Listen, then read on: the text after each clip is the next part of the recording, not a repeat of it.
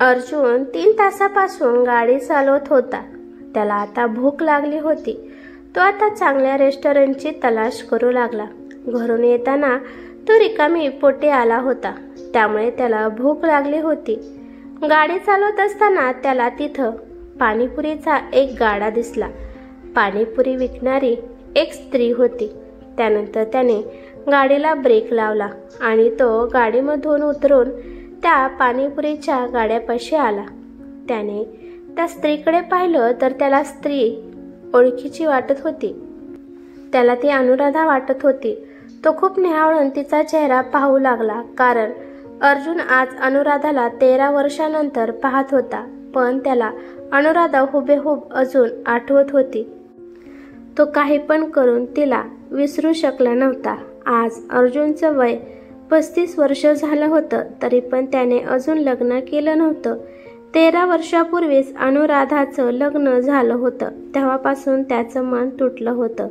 त्याचं तिच्यावर खूप प्रेम होतं. तोपर्यंत ती स्त्री म्हणजेच अनुराधा अर्जुनला म्हणाली की, साहेब, तुम्हाला खाण्यासाठी काय द्यायचं आहे का? हे बघा, इथं पाणीपुरी, भेळ, वडापाव, भजी आणि चहा मिळतो. तुम्हाला यापैकी काय द्यायचं आहे? तुम्हाला वडापाव देऊ का? गरम गरम, आताच बनवला आहे. तिच्या प्रश्नावर अर्जुन काहीच बोलला नाही, कारण तो तिच्या चेहऱ्याकडेच पाहत बसला होता. पहिल्यांदा तर अनुराधा अर्जुनकडे पाहत नव्हती, पण तिने जेव्हा अर्जुनकडे पाहिलं तेव्हा ती पण अर्जुनला निहाळून पाहू लागली. या 13 वर्षात दोघे पण खूप बदलले होते. अर्जुन खूप आरामशीरपणे आयुष्य जगत होता, त्यामुळे त्याची तब्येत थोडीशी जाड झाली होती आणि इकडे अनुराधा जरा सावळी आणि बारीक झाली होती. अर्जुन घाबरत तिला म्हणाला की, तू अनुराधा आहेस ना? अर्जुनच्या तोंडून स्वतःचं नाव निघाल्यामुळे अनुराधा घाबरली. गाड्यावरचं सामान असंच इकडे तिकडे ठेवू लागली आणि तिने पटकन तिचं तोंड लपवण्याचा प्रयत्न करू लागली.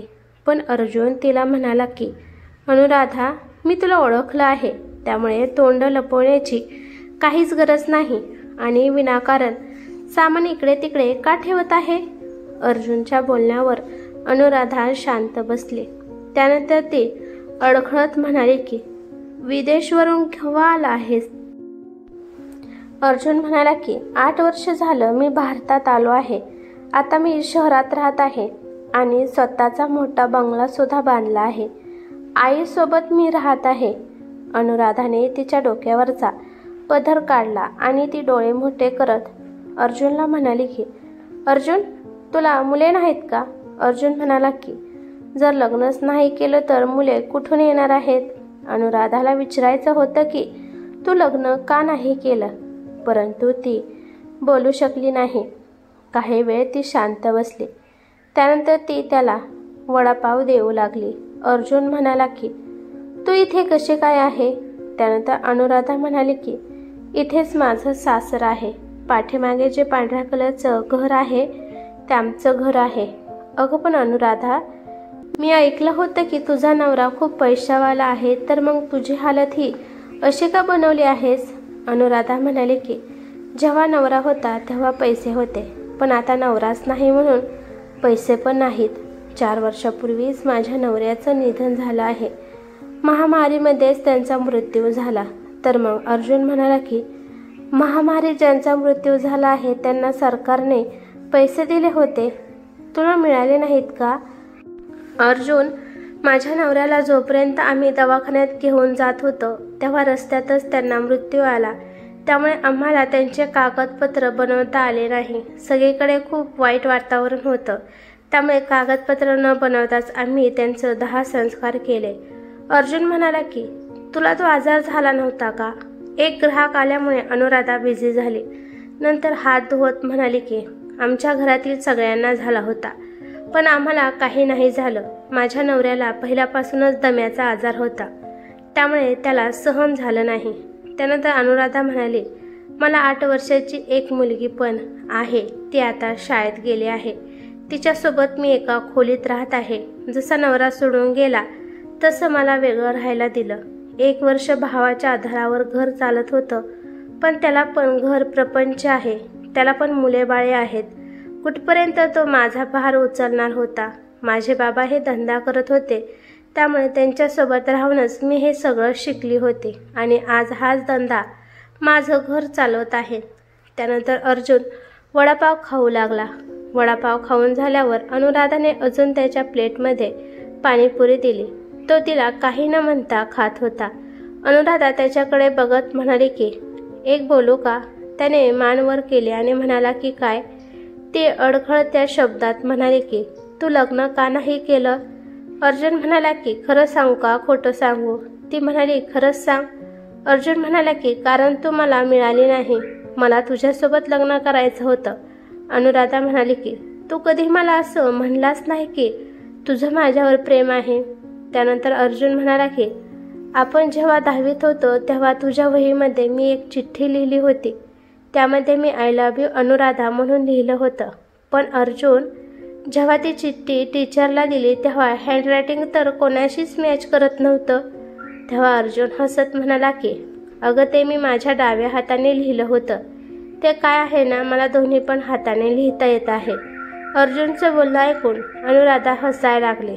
त्यानंतर अनुराधा म्हणाली की, अरे ती चिठ्ठी माझ्या मैत्रिणीच्या हातात आली होती, त्यामुळे ती चिठ्ठी टीचरला द्यावी लागली. पण मला पूर्णपणे माहीत होतं की ती चिठ्ठी तूच लिहिली होती. अर्जुन आश्चर्याने म्हणाला की, तुला कसं काय माहीत की ती चिठ्ठी मीच लिहिली होती? अनुराधा त्याला म्हणाली की, तू अजून पण वेडाच आहेस. तुझ्या डोळ्यांनी मला सर्व काही सांगितलं होतं. तू जेव्हा पण माझ्याकडे पाहत होता तेव्हा तुझ्या डोळ्यात मला सर्व काही दिसत होतं. त्यानंतर अर्जुन तिला म्हणाला की, तुला पण एक विचारू का? तुझ्या पण मनात माझ्याबद्दल काहीतरी होतं का? त्यानंतर अनुराधा खाली मान घालून म्हणाली की, माझ्या मनात पण तुझ्याबद्दल खूप काही होतं.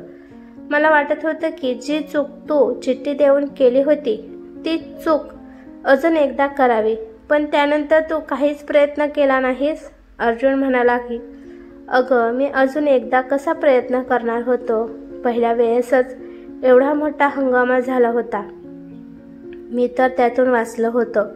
अनुराधा उदास होऊन म्हणाली, खरंच तू माझ्यावर प्रेम करत होता तर मग काहीतरी करायला पाहिजे होतं.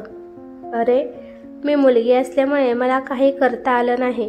तुझ्यासोबत बोलता किंवा संपर्कसुद्धा साधता आला नाही. 10वी नंतर माझं शिक्षण थांबलं होतं, पण त्यानंतर तू जेव्हा मला भेटत होता तेव्हा मी तुझ्या प्रपोजलची वाट पाहत होती. अर्जुन म्हणाला की, किती वेड्यासारखी गोष्ट आहे. आपण दोघे पण एकमेकांना पसंत करत होतो, पण आपण बोलू शकलो नाही. पण मी जेव्हा परदेशात गेलो होतं तेव्हा तुझी आठवण मला रोज येत होती. तिथे गेल्यावर मी विचार केला होता की आता स्वतःच्या पायावर उभा राहिल्यावर, गावाकडे गेल्यावर सगळ्यात पहिल्यांदा तुझ्या बाबाकडून तुझा हात मागायचा होता.